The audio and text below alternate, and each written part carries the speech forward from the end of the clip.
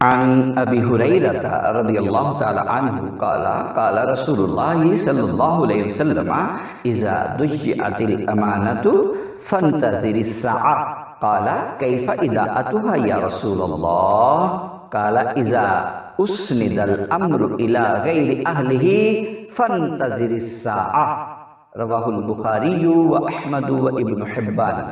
حضرت ابو ہریرہ رضی اللہ عنہ سے روایت ہے کہ رسول اللہ صلی اللہ علیہ وسلم نے فرمایا جب امانتیں ضائع ہونے لگیں تو قیامت کا انتظار کرو۔ پوچھا گیا یا رسول اللہ امانتوں کے ضائع ہونے کا کیا مطلب ہے؟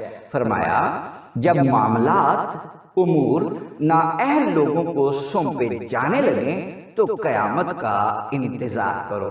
جب معاملات یعنی حکومتیں نااہل لوگوں کو سونپے جانے لگیں تو قیامت کا انتظار کرو۔ اس حدیث کو امام بخاری، احمد اور ابن حبان نے روایت کیا ہے۔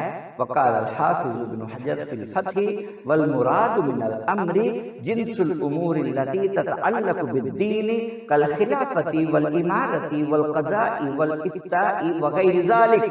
حافظ ابن حجر عسقلانی فتح الباری میں بیان کرتے ہیں کہ امر سے مراد وہ تمام امور ہیں جن کا تعلق بالواسطہ یا بلا واسطہ کسی نہ کسی طور پر دین سے ہو، جیسے حکومت و سلطنت، صدارت، وزارت عظمیٰ، وزارت علیٰ، گورنری، عمومی وزارتیں، عدلیہ اور شرعی فتویٰ وغیرہ، یہ سارا کچھ اسی میں داخل ہے۔